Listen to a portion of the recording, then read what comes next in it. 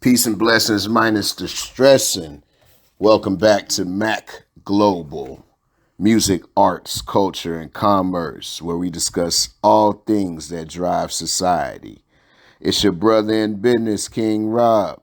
Let's unwrap what's new. All right, we got a great one today. We're going to be talking about a beautiful purchase made by an absolute powerhouse of a company that is LVMH. If you have been living effectively under a rock or a bed, then you don't know who LVMH is. And don't worry, I got you. I'm going to hold you down. LVMH is Louis Vuitton Moet Hennessy. Louis Vuitton and Moet Hennessy were two separate entities until they merged in 1987 to become the company that we now know. They're described as an international holdings company. So when you think LVMH, you think fashion wear, you think the luxury brands, you think A-list celebrities, but behind the scenes, they do so much more than that. They control about 60 subsidiaries and manage 75 luxury brands. So some of your favorite celebrities, entertainers, rappers may have modeled, rapped about, or sang about one of these products or one of these brands. And I'm going to give you a few of them just so it jogs your memory if you're still lost. Christian Dior, Givenchy, Fendi, Celine, Tiffany & Co., Bulgari, Tag Heuer, Marc Jacobs, and Fenty. Yes, in 2019, LVMH launched the fashion house Fenty, the first one in over 30 years that they had launched, and the first woman of color to head a brand under LVMH. So salute to them for that. We also know about the Kanye, the Virgil, and the now Pharrell partnerships that they've had. So once again, hip hop has influenced some of the biggest and most powerful companies in the world to do business with and influence society as we know it. So yeah, LVMH has been making a lot of money for a long time. Like I said, in '87 they merged, basically started acquiring brands, whether it was fashion brands, even in the financial sector, they scooping them companies up. They are mowing through companies, slowly just building themselves to the behemoth that they have become. In 2019, they launched Fenty, but before that, in 2018, they saw record sales at 42.6 billion euros, getting it out of there. Like a lot of hip hop heads and a lot of the new luxury consumer base definitely contributed to that. So, salute to y'all for being able to afford it, and salute to them for selling it. In 2021, they bought Tiffany and Company for 16 billion US dollars, making big moves, big acquisitions, and that valued them at 329 billion for that year in 2021. So they were the most valuable company in all of Europe at that time. You fast forward to 2023 last year, they became the first European company to reach a $500 billion valuation. 500 billion. Half a T. That's the real half a ticket right there. The sole owner and CEO is the man, you've probably heard his name a lot. Bernard, let me pronounce it correctly. I don't want to have his goons come find me for mispronouncing his name because that's not civilized. Bernard Arnault. It still did it. There's a goon at my door right now. Bernard Arnault is the CEO and largest shareholder of LVMH and one of the richest men in the world, unsurprisingly. In 2023, the company was ranked 47th in the Forbes Global 2000 list. So I've obviously given you enough backstory to let you know that they are balling and that they could afford what we are about to talk about, which is the historic Villa Bagatelle, which is in the French Riviera, and more specifically in Cannes. If you're not familiar with the French Riviera, you've probably heard of places like Monaco or Saint-Tropez. You probably heard of Cannes as well. So you think of A-list celebrities A lot of money flowing in and out, tourism next to the Mediterranean. Beautiful, from at least what I've seen on the internet. Beautiful, beautiful, and then maybe a Jay-Z video.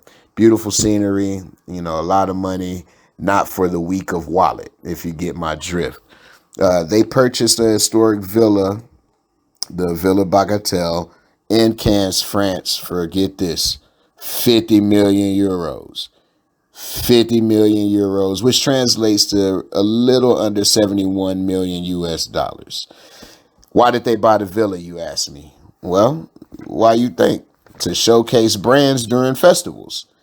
Yes, it's like a big content house to showcase their models, modeling their brands, and just to overall provide their atmosphere during the big events that go down there. You've got the film festival, you've got this international marketing festival that happens. These are in May and June, and when they're not using it them times, they're just going to rent it out, which would be an amazing destination location. I'm not gonna lie. If your pockets are right, then you can make that flight. You get me? So, but in any event, you're looking at a little over 32,000 square feet.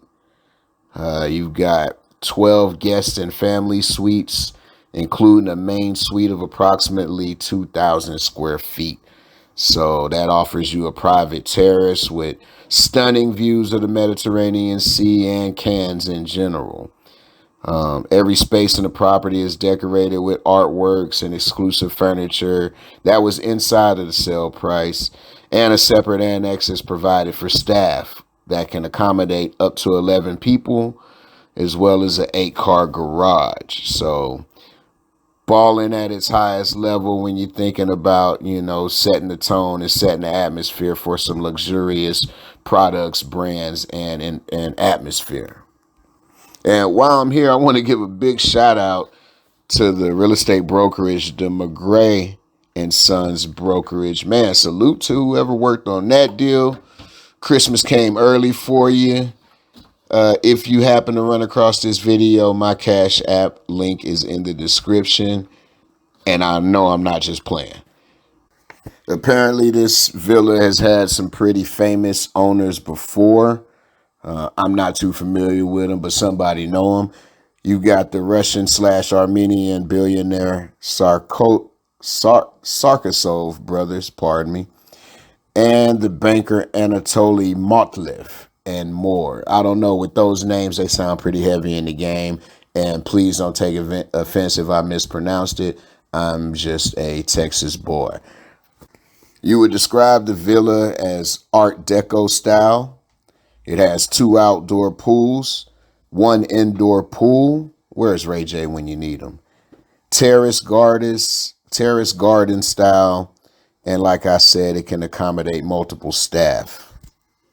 And you can't forget, of course, the spa facilities on the premises.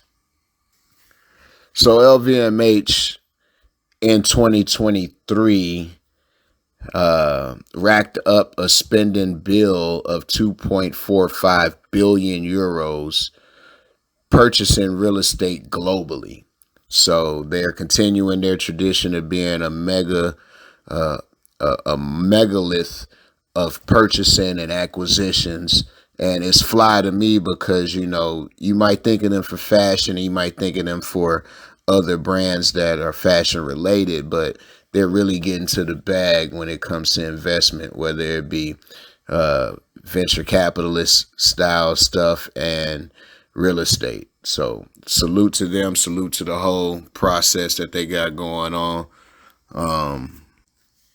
As with everything, I have to salute hip hop.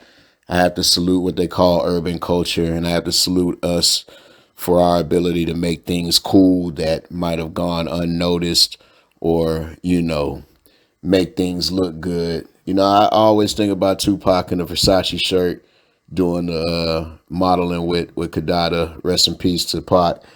But, we didn't know and appreciate Versace like that until one of our own made it look right. So, once again, with the whole Rihanna thing, I believe in recent years, from utilizing Kanye and Virgil, rest in peace, and Pharrell, making those connections, they have extended themselves into the buying sphere of, our buying sphere. And, we utilize our purchasing power to get them where they are. So if you have any Louis on, or if you have any one of those brands on right now, you've definitely contributed to this mega purchase for them to further highlight their brands and their stuff. And, if you're somebody out there that is breaking into the fashion game or wants to be in the fashion game, I don't see why you wouldn't go work for them, or at least model your own situation after what they got going on, because they're really the epitome of diversified investments. So once again, yeah, I wanted to bring you this little highlight, let you know what the big dogs are doing out there. Hopefully you can use this as motivation as you go into the new year, getting your plan together, getting your sales together, getting your brand together. And one day we might be doing a video on you. Until the next time, this is your brother in business, King Rob. Peace. Thanks for watching the video. And if you find yourself in need of real estate representation or any market knowledge, make sure you hit me up in the DM. Peace.